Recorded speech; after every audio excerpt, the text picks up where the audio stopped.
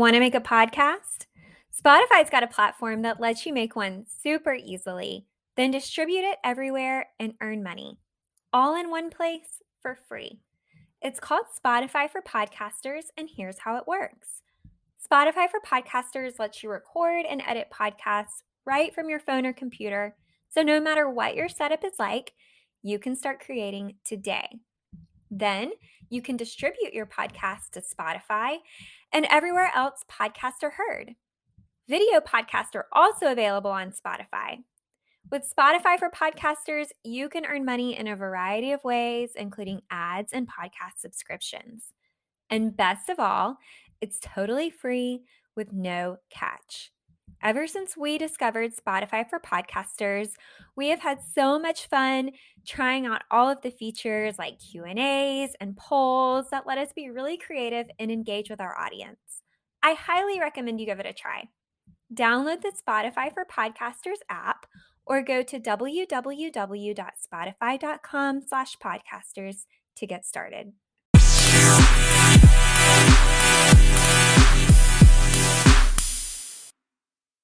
Hello, and welcome back to episode 22 of Podcast Royal. We are going to pause the normal royal rundown in our planned segment on royal wedding dresses for obvious reasons. The passing of Prince Philip, the Duke of Edinburgh, on Friday, April 9th. We dropped a special mini episode on that Friday morning. But of course, this episode 22, will be dedicated to the life and legacy of Prince Philip. Philip passed away peacefully on his own terms at home at Windsor Castle at 99 years old following an extensive hospital stay earlier this year. There is so much to say, but first I want to check in with you, Jessica. How are you? I am doing well. How are you? I'm good. I'm torn up about Philip's death, and I've thought this past week or these past few days, today's Tuesday, so it's been 5 days, about why this death is so impactful for me. Because I mean, sure, I like Philip, but you know, I wouldn't put him in my top 5 favorite royals list, for example. But I think that it just represents everyone who's lost someone this past year, which is so many of our listeners and so many people around the globe. And I've lost all 4 of my grandparents, and so it just very much acutely feels like those losses are coming back up for me. And Philip, being born in 1921, is a member of what I call the greatest generation, and it just seems that there's so few members of the greatest generation left. Feels like, and you'll talk about this in your segment, but it feels like there's so few gentlemen like Philip left, and so few love stories like the one between he and the Queen left. And it's just very, very sad. And I feel a lot of grief for the Queen, who everyone is saying is so remarkably strong, as we knew she would be. I mean, he's 99 years old. He's been hospitalized most of 2021. We knew that this was an eventuality, right? But it doesn't make it any easier. So I'm just sad. I'm just kind of reeling this week. Yeah. I think it's something that we can all relate to. We've watched the family mourn these past few days, and I think we can all relate to that feeling. And it makes them seem like a real family. It's something that everyone experiences, and I've reflected about on this past week as well, and really thought a lot about just the circle of life, and the sorrow in losing someone, but also the joy that comes with new life. I have a bird that has built a nest outside of my front door, and I've been watching it this past week. And I was coming downstairs this afternoon, and I heard chirping really loud, louder than usual. And I looked out the window and saw the bird, and the eggs had hatched, and I could see little baby birds poking their heads up out of the nest, and the mother bird was feeding them. And I couldn't help but smile and feel so much joy watching new birth in this springtime season. It happens every year. And it just had me reflecting on the joy that I felt watching these birds, but also the sorrow that we feel in the loss of Prince Philip. And it's just it's something to really think on and Yeah. reflect on this week.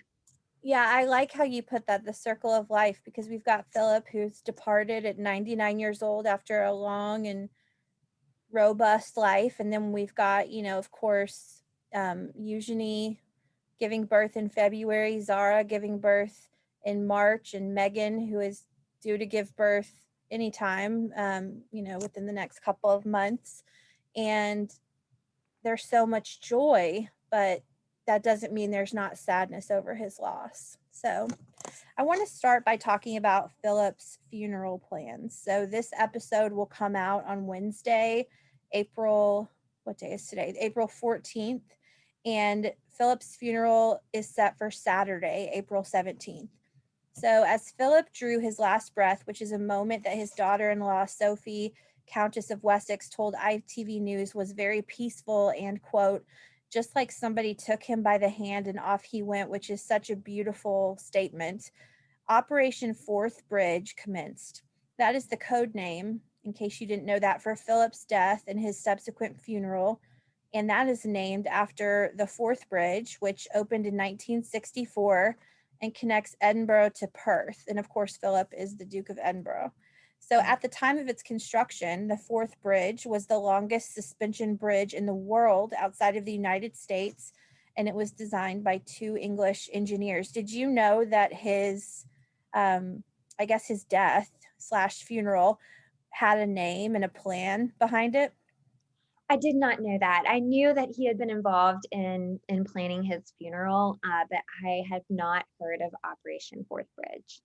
So I just wrote a story for Southern Living about this. And when the Queen passes away, that code word will be London Bridge is down.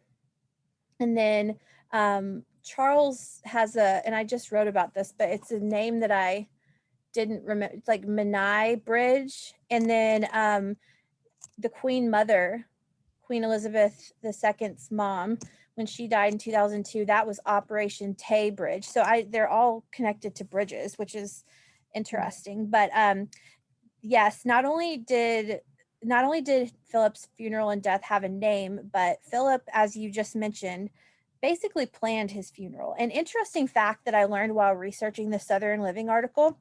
So the Queen Mother died in 2002 at 102 years old. So, I mean, they had to know that her death was somewhat coming, right? But when Diana died in 1997 at 36 in a car accident, suddenly and unexpectedly, of course, they had no plans for her death.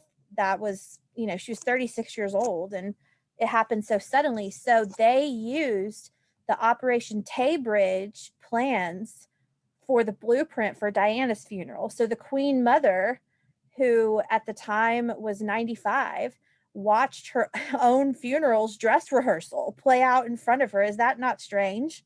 Wow. Yeah. And so she said, well, that's the dress rehearsal for me. And then 5 years later, she passed away and the actual Operation Tay Bridge was executed. I thought that was really interesting. But so, I mean, in such typical on brand royal fashion, everything is planned, protocol, preparation. So the plans for Operation Fourth Bridge have been in place for years. Queen Elizabeth's, the London Bridge is down. They have been planning that since the mid 1960s, and she was only about roughly Diana's age, like late 30s, early 40s, when her plans went into place. So Philip is 99 years old. The plans have been in place for Operation Fourth Bridge for years. Philip himself heavily consulted, guided, and eventually approved the plans. But that said, because of COVID, the plans have been extensively revised and scaled back, but actually that probably would have made Philip very happy. He always had the wish that his funeral be a very simple, low-key, opposite of ostentatious and over the top. His funeral, according to Buckingham Palace, will be, quote, much reduced in scale and with no public access. All of it will take place outside of public view and inside the grounds of Windsor Castle, which is where he passed away on Friday. but the proceedings will be televised. So I will be watching. It will be at 3 p.m. on Saturday, April 17th. That's London time. So if you're on Central Time, that would be 9 a.m. East Coast, 10 a.m. And then West Coast, that would be 7 a.m. So after Philip passed on Friday, an 8-day national period of mourning commenced, and it will continue up until and including Philip's funeral. 1 minute of silence will be observed before the ceremony's 3 p.m. start time, and the flags in the UK will continue to fly at half mast on official buildings. The royal family has entered, as of April 9th, a 30-day period of royal mourning, which is observed by the family, their households, and troops who are committed to ceremonial duties. Those troops will be seen with black armbands on their tunics during this period of mourning. So, as we speak, Philip is currently lying at rest in the private chapel at Windsor Castle, where he will remain until Saturday. And at around 2:40 p.m. on Saturday, his coffin will be moved in a small ceremonial procession from the state entrance to the castle to St. George's Chapel. According to Town and Country, his coffin will travel in a customized Land Rover that sounds so much like Philip and will be covered in the flag of his personal royal standard, along with a wreath of flowers and his naval cap and sword. Following the service, he will then be interred at the royal vault. It has not been confirmed where Philip's burial will take place, his final resting place, but the Independent predicts that he will likely be buried at Frogmore Gardens, which is where Queen Victoria and Prince Albert are also buried. So, per the UK's government COVID guidelines, only 30 people will be in attendance at Philip's funeral, which that has me thinking, how are they going to make those cuts? Because Philip has 4 children and 3 of them are married. So that's 7, plus the queen, that's 8. And then, of course, the grandchildren and their spouses. And then the great grandchildren, that number is, if it's not if it's not at 30, it's very close to it. And so I wonder who is going to make the cut. I don't have those answers. So only 30 can be there. That's a stark change from the original Operation Fourth Bridge plan. The original plan called for representatives of charities associated with Philip during his long life of public service to attend his funeral, in addition to foreign heads of state and other royal families.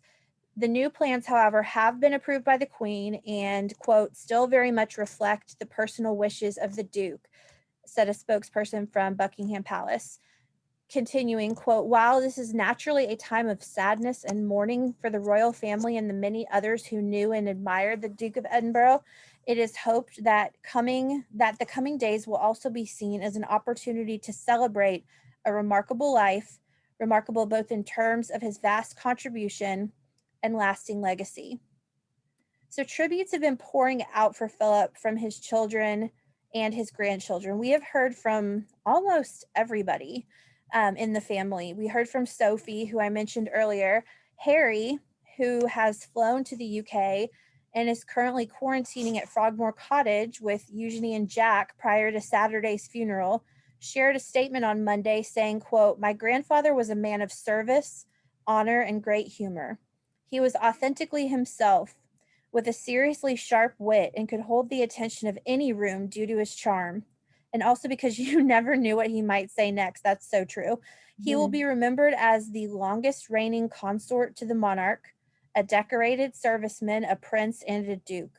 But to me, like many of you who have lost a loved one or grandparent over the pain of this past year, he was my grandpa, master of the barbecue, legend of banter, and cheeky right till the end. He has been a rock for Her Majesty the Queen, with unparalleled devotion by her side for 73 years of marriage. And while I could go on, I know that right now he would say to all of us, beer in hand, oh, do get on with it. I love that. So on that note, Grandpa, thank you for your service, your dedication to Granny, and for always being yourself. You will be sorely missed, but always remembered by the nation and the world. I'm about to get emotional. I didn't expect this. Megan, Archie, and I, as well as your future great-granddaughter, will always hold a special place for you in our hearts. Harry concluded his statement with the Royal Marines motto, per mar, which I'm sorry, I'm probably mispronouncing this, per mar per terram, which translates to by sea, by land. So of course, Meghan and Archie did not accompany Harry to the UK for the funeral because Meghan's doctors advised her not to travel because her pregnancy is too far along.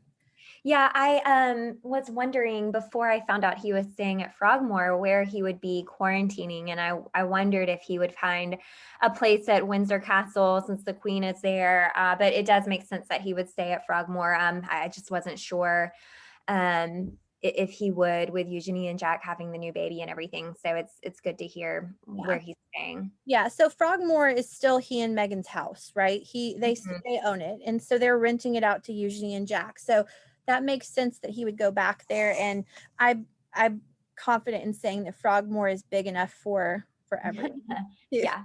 to be there. Harry's quarantining alone in one part of the house, I'm sure.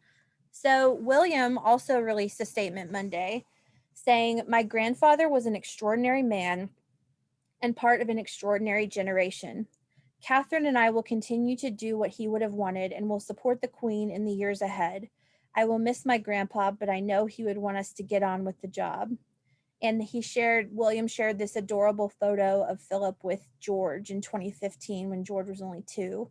And, just what an impact Philip has been able to have on not just his 4 children and his 8 grandchildren, excuse me, but also his 10, soon to be 11 great grandchildren. What an impact. So Charles, Philip's eldest child, shared a video message on Saturday saying, quote, "My dear Papa was a very special person who I think above all else would have been amazed by the reaction and the touching things that have been said about him. And from that point of view, we are, my family, deeply grateful for all that.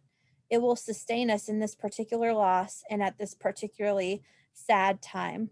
We also heard from Anne, who is the second eldest and only daughter of Philip. She said, quote, "You know it's going to happen, but you are never really ready." That's so true. "My father has been my teacher, my supporter, and my critic, but mostly it is his example of a life well lived and service freely given that I most wanted to emulate." She continued that his, quote, "ability to treat every person as an individual in their own right with their own skills came about through all the organizations with which he was involved. I regard it as an honor and a privilege to have been asked to follow in his footsteps, and it has been a pleasure to have kept him in touch with their activities. I know how much he meant to them in the UK, across the Commonwealth, and in the wider world." And also thanks supporters for their love amid a heartbreaking time for the family. She said, quote, "I would like to emphasize how much the family appreciate the messages and memories of so many people whose lives he also touched." She wrote, "We will miss him, but he leaves a legacy which can inspire us all." So Anne and Edward, who is the youngest of the 4, took part in a pre-recorded interview with ITV that was scheduled to be broadcast when their father died. And in it, Anne said, quote, "Without him, life will be completely different. But from society's perspective, he was able to keep pace with the kind of technological changes that have such an impact. But above all that, it's not about the technology, it's about the people." Anne also spoke about in the ITV broadcast her father's nomadic childhood, settling in Paris as a child after being smuggled out of the Greek island of Corfu in a crate, which is insane. Philip had quite a childhood. We'll talk a little bit about his life, but I encourage you to pick up Ingrid Seward's biography on Prince Philip or Philip Eads' biography on Prince Philip. Philip has had a very fascinating life of almost 100 years. So, Philip, being much younger than his sisters, largely separated from his father and his mother's mental health troubles, Anne said it, quote, "must have been really quite difficult. He was virtually a refugee at this stage because he had nowhere else to go, literally." We even heard from Andrew, who we have not heard from in some time. And Andrew called his father the grandfather of the nation and said, quote, "I loved him as a father. He was so calm. He was always someone you could go to and he would always listen." Andrew also said, quote, "I feel very sorry and supportive of my mother, who's feeling it, I think, probably more than everyone else. The Queen, as you'd expect, is an incredibly stoic person. She described his passing as a miracle. She's contemplating, I think is the way that I would put it. She described it as having left a huge void in her life, but we, the family, the ones that are close to her, are rallying around to make sure we are there to support her. I have heard that on Thursday night, April 8th, Philip began to go into distress, and the courtiers urged the Queen to get Philip to the hospital. And the Queen must have known that this was probably the end. And one of Philip's biggest wishes was to die at home at Windsor. And, he fought for a month to get out of the hospital. He underwent heart surgery to get out of the hospital simply so that he could go home to Windsor and pass away on his own terms. So the Queen refused to take him to the hospital, and he passed away peacefully in his bed at Windsor with the Queen by his side on Friday morning. So we have not yet heard from the Queen, but she is said to be doing amazing, all things considered, and is steady and calm and has ample support around her. Philip, of course, was the love of the Queen's life, having met him when she was 13 and never having eyes for anyone after that. They married on November 20th, 1947, over 73 years ago. Their love story was an enduring part of both Philip and Her Majesty's lives, and on their golden wedding anniversary in 1997, the Queen said, quote, "He has quite simply been my strength and stay all these years. I owe him a debt greater than he would ever claim." So what do you think of those family tributes, Jessica? I think they're all really very touching. It was nice to be able to hear just personal perspectives of everyone. I remember when, I think it was last week or sometime over the weekend, the Clarence House Instagram page released a video of Charles speaking, and I watched it and just thought how difficult that must be to get up there and in front of the cameras and speak like that so soon after his passing. And just listening to his voice and the way he spoke, you could just sense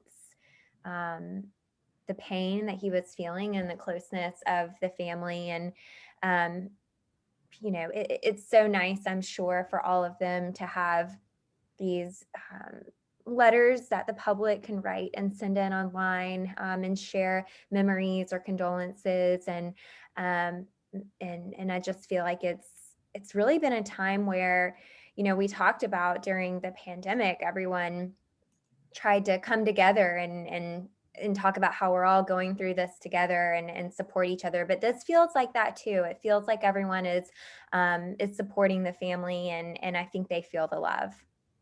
Yeah, and listeners, if you want to send your condolences on Philip's passing, you can go to the royal family's website, and there is an online condolence book that you can sign, even if you're in Birmingham, Alabama, like we are. So you can get on there and share your love and your thoughts and prayers for the family. So Philip passed away just before what would have been his 100th birthday on June 10th.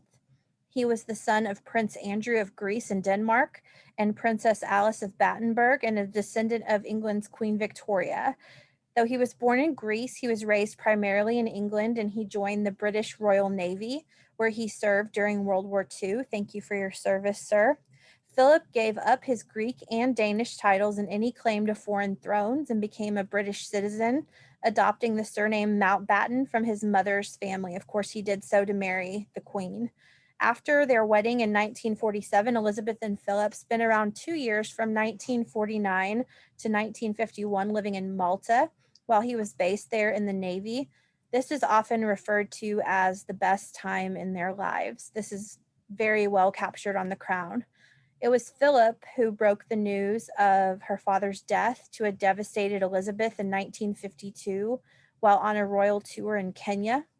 And it was he who knew even before she did that she was now queen. An aide told Philip and dispatched Philip to tell the queen because the aide knew that she would want to hear that news from the love of her life. It would soften the blow, possibly. Although Philip always knew his place, which was specifically several public steps behind the queen, the very outspoken Philip seemed to really hate the confines of royal duty at times, and He was famous, we have to say, for putting his foot in his mouth on numerous occasions. Philip would even have said that about himself, and he did. So Philip was a husband of 73 years. He was a father of 4, a grandfather of 8, and a great-grandfather of 10, soon to be 11, of course. He has been a beacon of public service for over 73 years, and his influence on the family just cannot be ignored.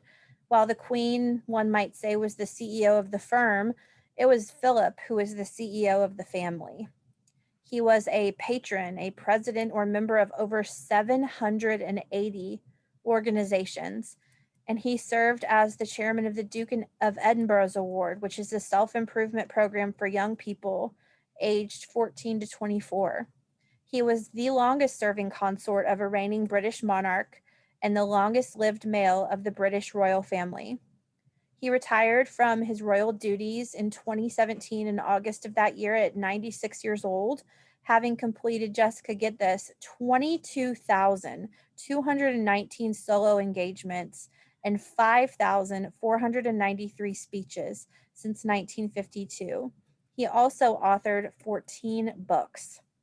So Philip has often been described as an alpha male in a beta role. And perhaps what will be remembered most about Philip is his sense of humor, his commitment to service, and mostly his deep and abiding love for his wife, the Queen. Rest in peace, Philip. I'm very shocked that I got through all of that without getting emotional. So I am going to turn it over to Jessica, who is going to talk about some of Philip's finest attributes and what made him the Queen's Prince Charming. So I wanted to use this segment, like Rachel said, to really outline the qualities of a Prince Charming as inspired by Prince Philip. So on this podcast, we talk a lot about the women of the British royal family and even royal women throughout Europe, but we don't dedicate a ton of time focusing on the men. So I figured today, in remembrance of Prince Philip, we can take some time to discuss who he was and share some inspiration from him on the qualities of a dashing Prince Charming. Because after all, he was quite charming. Rachel and I were just talking before we got on the podcast to record about how attractive he was in his younger years, but even in his older years, he was a very attractive man. He was a very, very attractive man. So speaking of Prince Charming, Rachel, did you know that Prince Philip in the Disney 1959 movie Sleeping Beauty was named after the Duke of Edinburgh? I did not know that. That's adorable. Yeah. So according to DisneyFandom.com, the Sleeping Beauty prince was the first Disney prince to be given a proper name and the first Disney prince with a developed character.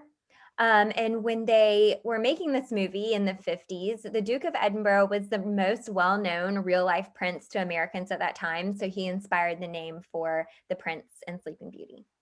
I love that. And I can't believe I didn't know that. I will never watch Sleeping Beauty the same again. Yeah.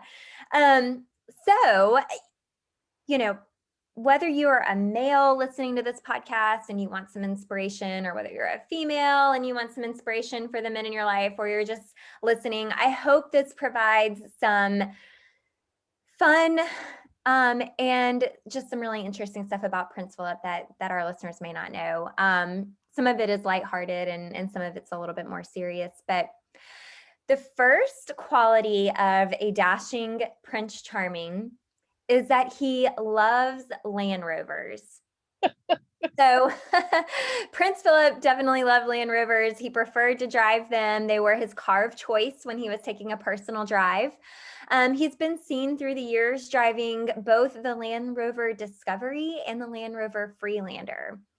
And as a matter of fact, I went to the Land Rover website this past week, and they've actually covered their homepage with the Duke's photo and a statement. And they put on there, "Our thoughts and condolences are with Her Majesty the Queen and the royal family at this time. His Royal Highness devoted his life to public service and made a significant contribution to British manufacturing, engineering, and design." So that tells you how much he was involved with and loved Land Rovers. And of course, the Land Rover will be transporting him on Saturday at his funeral. Right. Yeah. That was my next point was you had just mentioned that his coffin will be transported to St. George's Chapel in a purpose-built Land Rover that he helped design himself. And it will be flanked by military pallbearers. So if you're looking for a Prince Charming, make sure he drives the Land Rover. Well, good luck with that, ladies. But what Not really, but American dream is we don't carriers anymore. We do Land Rovers. So the next quality of a Prince Charming is that he loves to cook. So many people may not know this about Prince Philip, but he especially loved to cook breakfast food. And on occasion, he was known to whip up late night eats for himself and Her Majesty after royal staff had been dismissed for the evening. Some of his favorite dishes to cook included scrambled eggs, smoked haddock, sauteed mushrooms, bacon, omelets, and something called Scotch woodcock, which, if you're not familiar with that, is apparently scrambled eggs and anchovies on toast. He was also a big fan of salmon, spicy food, and grilled meats like venison. He was known to grill frequently at Balmoral, and he even traveled with an electric frying pan with glass lid so he could cook for himself when he was away on trips. I thought that was really cool and interesting. Yeah. And another little fact about Philip, even though he lived in England where everyone loves hot tea, he actually preferred to drink coffee. I mean, Harry said it himself that he was the master of the barbecue. So Yes, I know when you said that, I thought about that. So that was really interesting. The next quality of a Prince Charming is that he is artistic and has a way with words. So it might surprise our listeners to know that one of Prince Philip's hobbies was oil painting. In his private time, he painted several portraits and landscapes, and some of these are kept in the Royal Collection Trust today. His most famous work is titled The Queen at Breakfast, which he completed in 1965, and it's a painting of Her Majesty reading the newspaper while eating breakfast in the dining room at Windsor Castle. Did you know that, Rachel? I did not. Yeah. And I actually looked this up. Fascinating by the moment. Like as this week, I'm sorry, I just cut you off, but as this week has gone on, and I've been reading so much about Philip. He is such a fascinating man. Like he just is a man of many interests, many talents, and just lived life to the fullest. He did. He took advantage of his years here on Earth, and he did a lot. And definitely encourage you and our listeners to go look up The Queen at Breakfast. You can see it online, and it's actually a really great painting. I really liked it. So.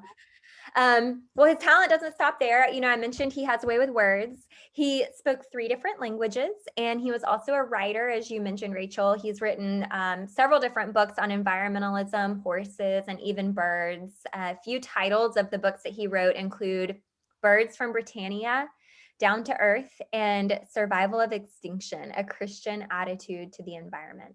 And I bet that his interest in environmentalism really sparked Charles's, and which has gone on to spark William and Harry's. And I bet that, he really was a catalyst for that. Yeah, I thought that as well. So our 4th quality of Prince Charming is he's fiercely loyal. This can apply to many areas of Prince Philip's life. He was incredibly loyal to his country. In his role as consort to the Queen, he dedicated more than 70 years of his life to public service, including 13 years of active military service. But we can't forget his loyalty to Her Majesty on a personal level as well. As a traditional alpha male, he gave up his Greek and Danish titles to marry the Queen. He was her loving and devoted husband. He supported her for 73 years and really gave his life to her reign. He did. And I think, the Queen would have been fantastic at her role no matter what. But I think she and everyone else would agree that she's a better queen and a better woman because of their partnership. Well, he was really by her side throughout all of her life, really. And I have thought this week how many times over the years they have spoken privately, and she's maybe sought his advice or his guidance on decisions and things she had to do. And it's really interesting to think about the impact that he did actually have behind the scenes on her reign. A huge impact. If you'll recall, it was Philip who pressed into the queen to make that speech when Diana died. Mm. He made that decision. And then, if you'll remember, Philip was such a commanding force in the family. I mentioned earlier he was like the CEO of the family. He was the one, Philip, that told Charles in regards to Diana, you either need to break up with this girl or you need to marry her. Keeping in Yeah. mind that they'd only been, Charles and Diana have only been around one another, I think 13 times. Hmm. And so he said, this is a young girl, you either need to marry her or let her go. And of course Charles married her. So Philip had enormous influence and power over the members of his family. So number 5 of our Prince Charming is he's athletic and loves sports.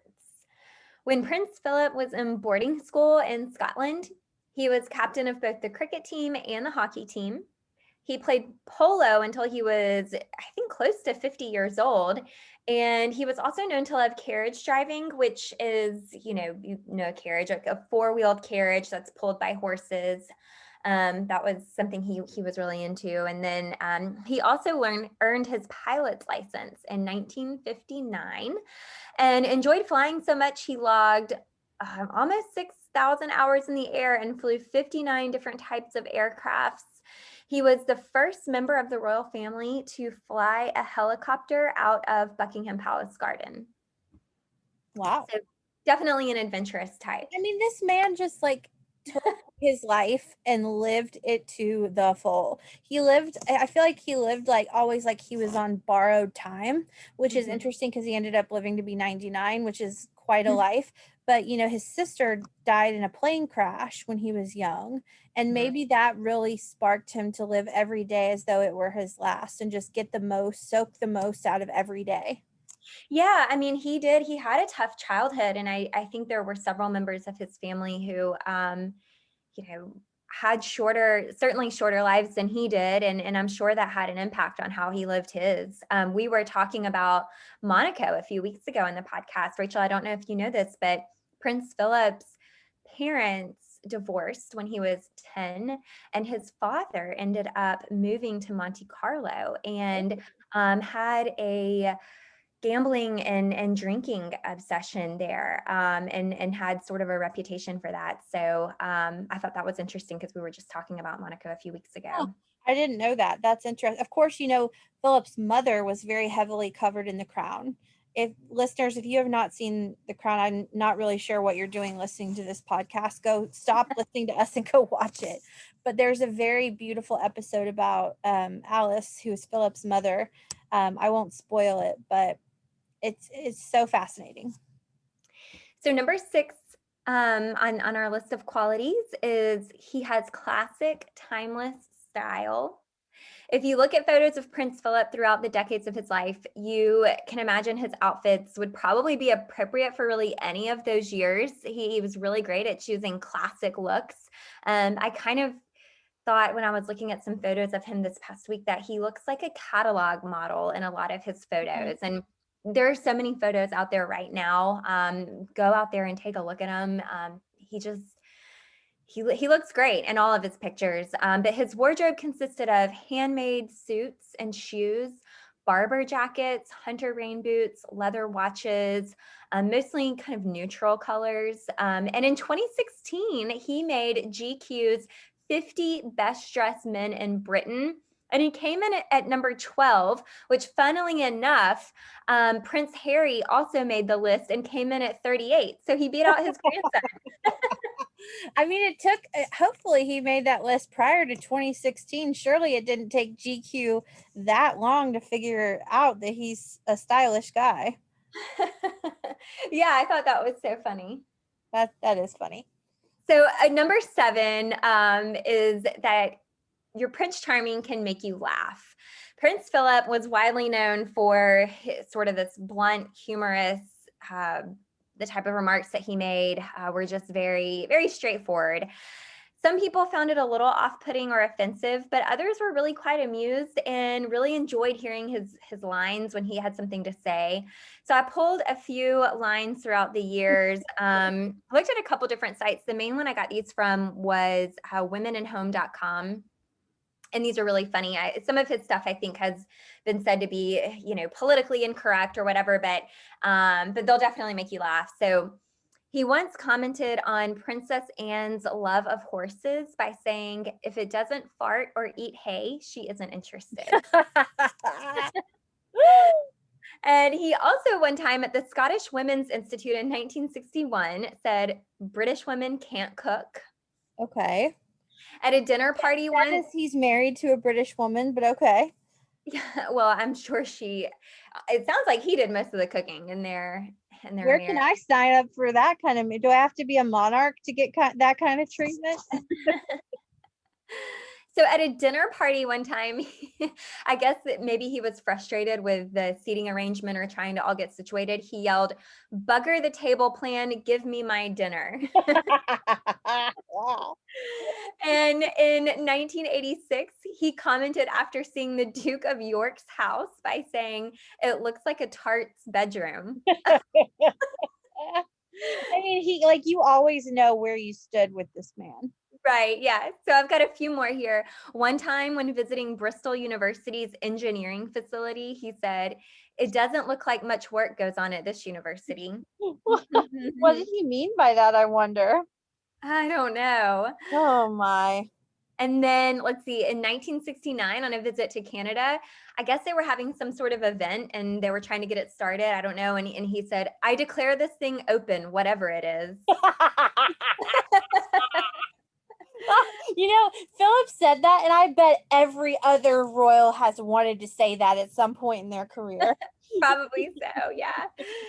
So one time he told a Scottish driving instructor, "How do you keep the natives off the booze long enough to pass the test?" And then, okay, the last one I've got. Once he was offered fine wine by the Italian prime minister, and he responded with, "Get me a beer. I don't care what kind it is. Just get me a beer." Well, and even Harry called that out in his tribute, that he loved him some beer. So apparently he was a favorite among royal staff, and they really just loved his humor, and I think they lived for his remarks. So I really enjoyed reading all of this. Talk about entertaining, right? And look, I want to take a moment to say that Prince Philip was not perfect, okay? Even he would say that. And so we're not trying to deify this guy and make him out to be Mother Teresa or a patron saint. Right. He wasn't. He was very imperfect. He had an off-color sense of humor, but you know what? What I probably admire most about Philip is that he was exactly who he said he was.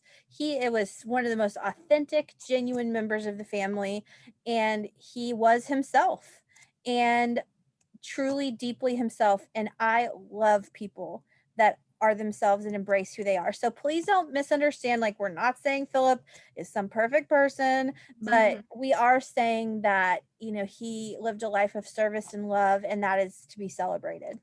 And it's okay to not be uptight and to have a good laugh sometimes. I mean, that's All the in good only way humor. that's the only way to get through this life, is to laugh, and the only way you're going to make it to 99 is if you get that sense of humor intact, because life is hard. So number 8 on our list of qualities of our Prince Charming is he really doesn't like to be in the spotlight. It's pretty well known. You mentioned this, Rachel, that Prince Philip tried to stay out of the spotlight, and he really preferred a quiet life at home. Many people have referenced over this past week, him wanting a quiet, private funeral, like you said, Rachel. And, with the COVID lockdowns and everything, they're limiting it to 30 people, mostly close relatives. And I think that's exactly what he would have preferred. It's more than he could have ever asked for, probably. He's probably so thankful that, it is exactly what he wished for. Yeah, and actually, prior to COVID lockdowns, he was spending most of his time away from Buckingham Palace and Windsor Castle, and he was living at Wood Farm on the Sandringham estate. He was said to be very down to earth.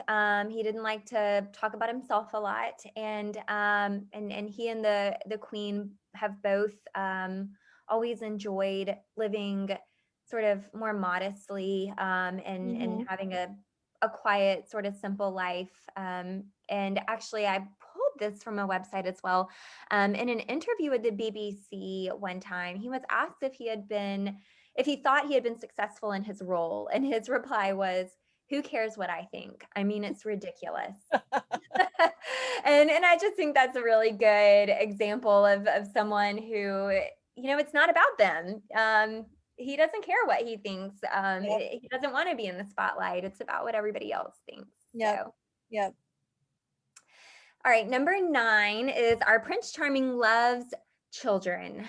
With 4 kids of his own and numerous grandchildren and great grandchildren, he loved kids.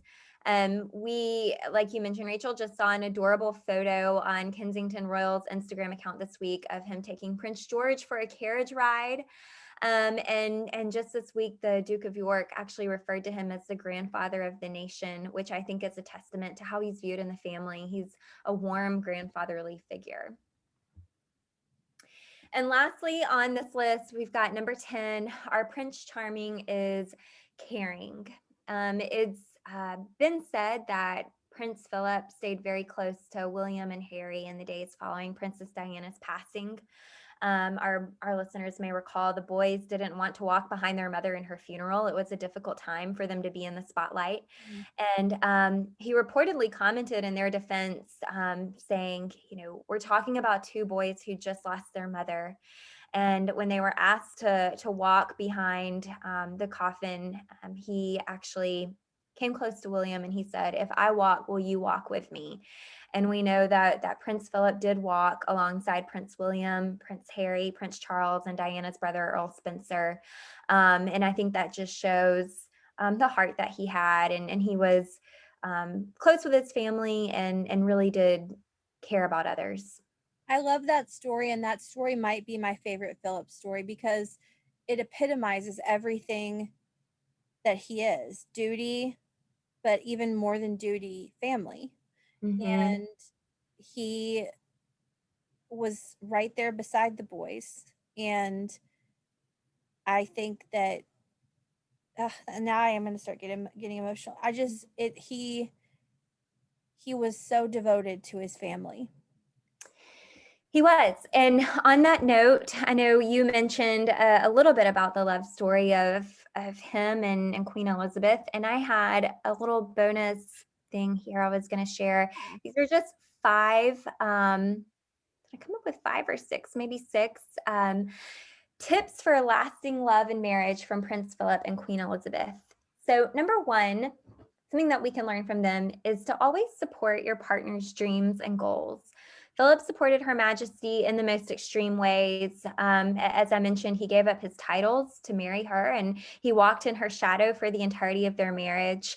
But in return, she loved him fiercely, and she never took his support for granted. Number 2, always travel together with your significant other. I would venture to say these 2 may have visited more countries around the world than any other couple. I can't say that for certain, but they've been around the globe many, many times, from Malta to Tonga, Sierra Leone, Tanzania, Malaysia, even Yugoslavia. The list really goes on. And I read somewhere online that he accompanied the Queen on all of her 251 royal tours. Wow. So traveling is the perfect way to create a new shared experience with your partner and can bring you closer together. Number 3, honor your commitment even during the hard times. No one's married for more than 7 decades without experiencing difficult times in their life and in their marriage. And through it all, the ups and the downs, they stayed by each other's sides and they got through it together. He once said about their marriage, "I think the main lesson we have learned is that tolerance is the one essential ingredient in any happy marriage. You can take it from me, the Queen has the quality of tolerance and abundance." I love a good person that can self-deprecate like that. Number 4, nicknames never hurt. I don't know, our listeners may know this, but he lovingly called Her Majesty Cabbage. That was his nickname for her. I love this story. Yeah, I don't know if you have any more comments on it. I just thought that's such a sweet, funny little name to call Cute. There's so her. much love. And then number 5, focus on the family. It's clear the royal family is close. We see them spend holidays together. They even work together. They live fairly close to each other for the most part. It's evident that they show up and support each other during big life events. And I think this was fostered through the example and encouragement of Prince Philip and the Queen. Even this week, as we've heard from so many in the family speaking out to say thoughtful words about Philip, it's evident that they're close and he prioritizes relationship with each of them. Mm-hmm. And then lastly, be romantic. Philip made quite a few romantic gestures throughout the years. Not only did he quit smoking the day before his wedding, he made a wedding gift to Her Majesty. He had a bracelet made with stones from his mother's tiara, and that was his wedding gift to Queen Elizabeth. And then he also wrote once in a letter to Queen Elizabeth's mother, to have been spared in the war and seen victory, to have been given the chance to rest and readjust myself, to have fallen in love completely and undeservedly, makes all one's personal and even the world's troubles seem small and petty. Wow. What a romantic in there. Yeah, absolutely. So I hope that was a fun little segment amidst, the sorrow we felt this last week.